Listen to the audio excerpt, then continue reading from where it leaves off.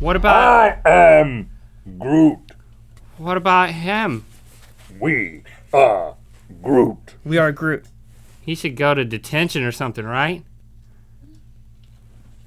The ghost dude? All right. Okay. Now, just a couple of things. Sorry I tried to send you to detention.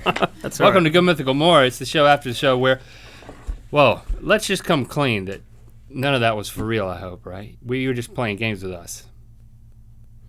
Was I playing games? Yeah. No, I mean, these are all tested devices. Well, I can say for What? certain that I thought that Alex had cut the lights off.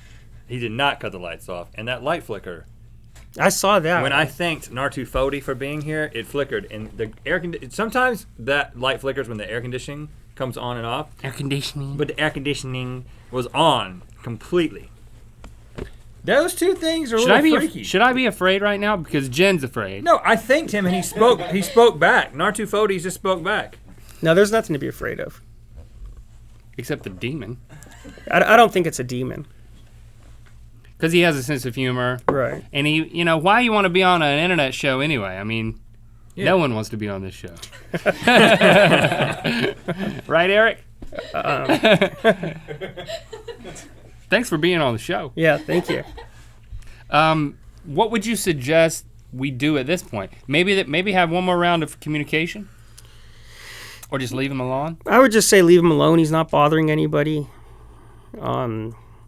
If things start to get out of hand, maybe see what the entity wants, might be trying to communicate. Yeah, that's what it did today. What kind of things might they want? They don't eat food. They might have a message they want to get to someone, or they may have unfinished business, or it could be... They want to start a new business. They might want to start a new business, right? That's going to be difficult. That's going to be really difficult as a ghost. Yeah. Can't see him. How often do you do this? How many days a week?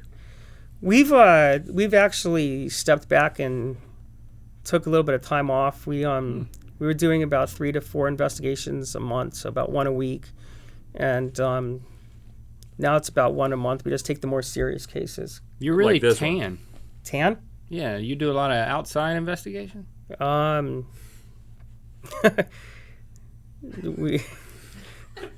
don't know how to answer that. Well, because some of the places are inside and outside. You so do with a that, lot of outside investigations. I always think about hauntings being like in basements and like in places where That just means the he light might doesn't go get. to the beach occasionally. You go to the beach? no. Oh, He does. He does outside investigations. Well, I mean, we go to like missions and stuff and cemeteries, but that's at night. Right. Yeah. Right. So when you go to a cemetery at night, this thing just going off like crazy? It depends. Sometimes when we go on an investigation, we get no activity at all, or we'll get activity on the recorder, but we won't know it until we get back. And we have other devices that go off as well, such as the EMF meter. We have the K2 meter that I didn't bring. REM pods, which light up when something goes near it. Then we have the personal experiences, getting touched, getting scratched. What? What's the scariest thing that's ever happened to you personally? The scariest thing that ever happened to me personally was a skeleton arm came out of a wall and grabbed me. What? Yeah, that was... Do you have it? Do I have what? Did you keep it? Did I keep the skeleton? Yeah, the arm. Oh, no. It retreated back into the wall after it did that. I was on a well-known show, which I can't say for... Hard to pronounce. it is hard to pronounce. It's called outside investigations. But I was on a show about it. Sounds scary. Yeah, that was the worst thing that happened. And I had this with me, and it actually tried to pull this out of my hand pretty forcefully also. Did it feel like bones? Well, I have the recording somewhere, but you could hear the clicking of the bones clicking together.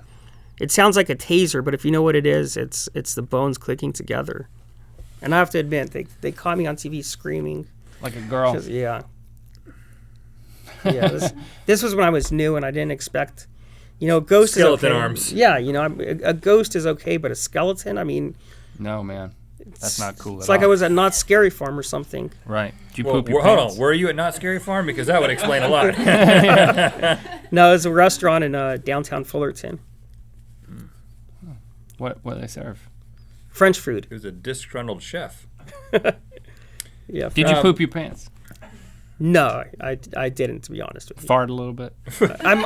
There may have been some flatulence, but I don't remember. Goodness. I mean, you get your priorities in order real quick whenever you start getting grabbed by a skeleton arm. You know what I'm saying? Yeah, So what is your answer? Like I've got to use the restroom or I don't, and I make a decision. I think it plugs everything up, actually.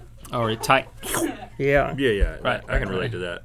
What is Clench your it. answer to people who say, okay, all right, what we just did is very subjective. You went through a bunch of radio frequencies and listened to the radio, and we heard some things, and then you took this thing out, and I went over to the wall, and of course I got something because there's electrical frequencies Right. in the air. Like, what do you say to the skeptics?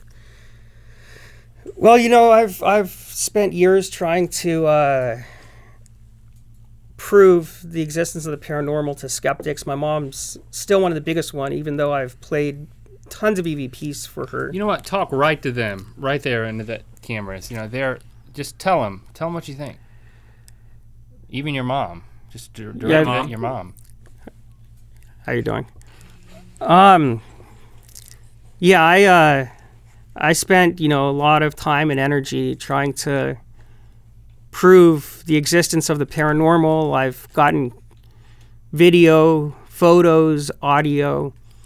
People are going to believe what they want to believe, but until they've walked in my shoes, they're not going to necessarily believe or want to believe, but I've seen enough stuff to say that this stuff does exist. And everybody in this room in the studio heard the voice say okay and heard the voice say demon. And I mean, I'm not a ventriloquist, so it obviously wasn't me saying that. It came from these devices. But your hands are up here right now. Yeah, I'm just a little flummoxed, I think is the word. No, Trying to gather my thoughts. No, I'm just saying your hand. Neither of your hand is in a ventriloquist.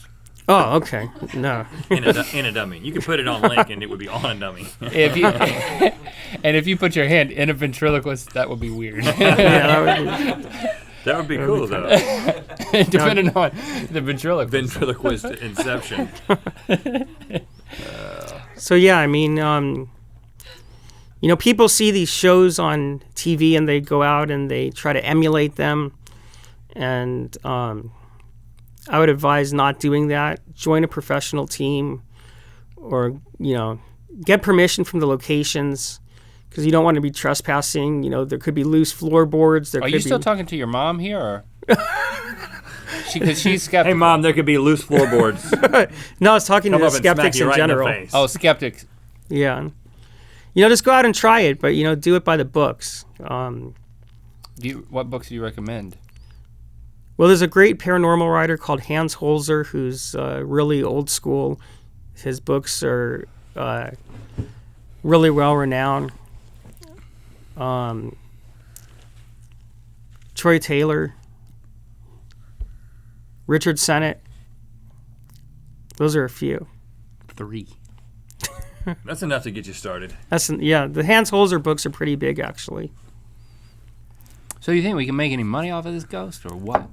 Could we give him his own channel? And then collect the AdSense? It might be a little tough.